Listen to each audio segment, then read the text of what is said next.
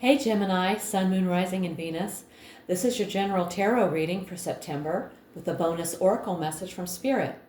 I have a Gemini Sun, so this is my reading too. Because this is a general reading, it may not resonate with everyone in the Gemini collective. You can always check out your Moon and Rising sign videos because sometimes they will resonate better. I've already shuffled the deck and asked Spirit for insight, so let's get right into it. The first card I draw will talk about your present situation. We have the Hierophant. This card shows that you're in a moment where rules, rituals, or beliefs play a central role. This may involve seeking guidance, committing to a path, or questioning the values and traditions that have shaped you. This points to a time of spiritual learning, tradition, or guidance. You may be leaning on structure for stability or questioning the systems that have shaped your worldview. Either way, this card asks, what truths are you living by, and are they truly yours? Okay. Now we're going to look at your challenge. The Lovers. The Lovers card represents the sign of Gemini in the tarot. We showed up for our own reading. In this position, it signals that you're facing a difficult choice or experiencing tension around commitment, alignment, or matters of the heart. This card is not only about romance, it's about values, connection, and decisions that require full alignment between your head and your heart. Whether it's about a relationship, a moral decision, or a life direction, the challenge lies in honoring what's truly right for your soul, even if it's not the easiest path. Let love and truth, not confusion or fear, lead the way. Okay. Now we're going to look at the best you can hope for. We have the Knight of Cups. You may receive or offer a message of love, reconciliation, or emotional expression. A meaningful relationship may bloom or deepen. You can hope to move forward, though gently, towards something that emotionally resonates, even if it's still unfolding. Whether in love, creativity, or personal growth, this card reminds you that your next best step is one led by the heart. Let your intuition guide you forward with grace and sincerity. Okay. Now we're going to look at your foundation. We have the Seven of Wands. The foundation of your situation is built on a sense of challenge, resistance, or the need to hold your position. You may have recently faced opposition, criticism, or setbacks, and your response has been to stand firm and fight for what matters. The drive to protect, defend, or push through resistance is shaping how you're approaching the present. Recognize that strength, but also ask, is this stance still serving you, or is it exhausting you? Yeah, he does look a little tired. Okay. Now we're going to take a look at your recent past. The Nine of Swords. The recent past was likely dominated by fear, regret, or emotional distress, possibly linked to a painful event, relationship, or a mental spiral of what ifs and worst case scenarios. Whether real or imagined, the suffering was deeply felt. The Nine of Swords reminds you that much of your recent suffering may have taken place in the mind, yet it was no less real. It asks you to be gentle with yourself, recognizing that even if things are improving now, you might still be carrying remnants of that pain. Oh yes, I understand overthinking and anxiety very well. Okay, now we're going to look at the near future. Ooh, the King of Pentacles. You're moving forward to a future marked by security, abundance, and mastery of the material world.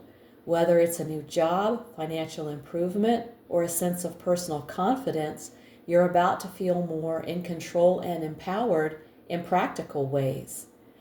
The King of Pentacles in the near future points to a period of material success, emotional maturity, and steady leadership. Expect stability, abundance, and the rewards of disciplined effort. Okay, that bodes well. Now we're going to take a look at you. The Nine of Wands, wounded but not done. You've been tested, hurt, or pushed close to the edge, yet you're holding the line. You may feel worn down, but you're not ready to quit. You have grit. Even if you're tired, you're still committed to seeing this through. You may feel cautious or exhausted, but you're determined to protect what matters. This is a test of endurance, and you're almost there. Okay.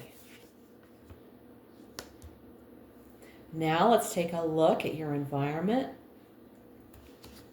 We have the Magician.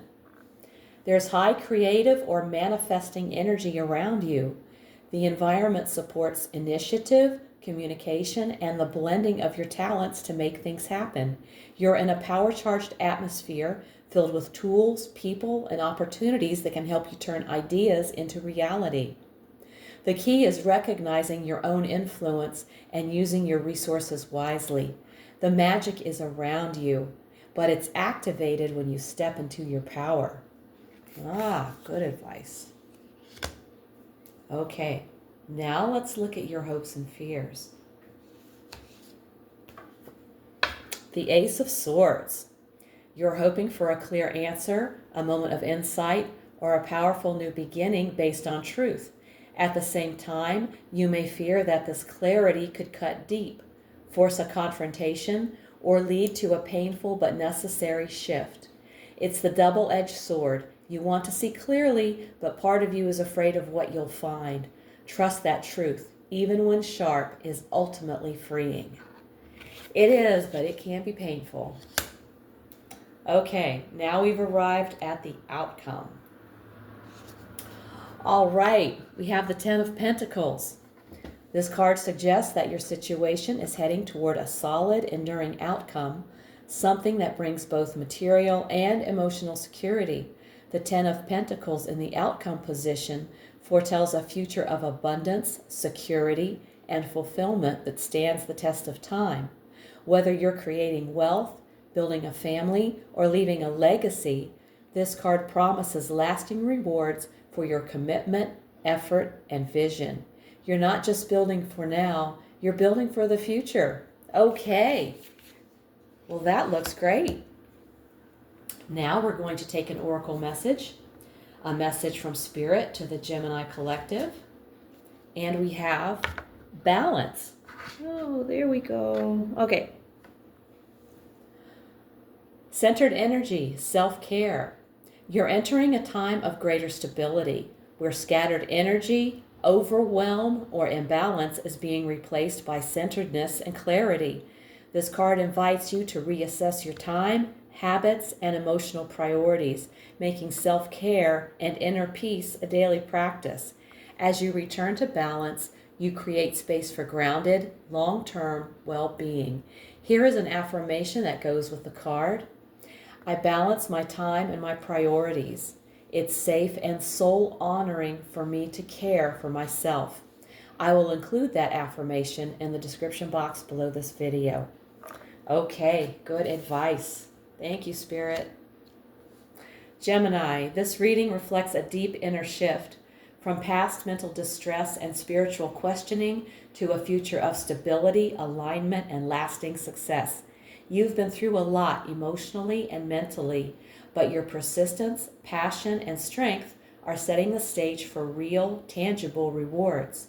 The magician around you says you have the power to manifest what you want, but your true magic will unfold when you balance your energy and act from clarity, not chaos.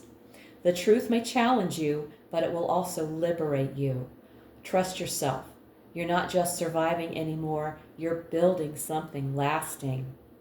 If this reading hit home, give it a like, subscribe, and let me know in the comments how it's showing up in your life. If you want a personal reading, all the info's below. Thank you so much for tuning in. Take care, and I'll see you in the next one.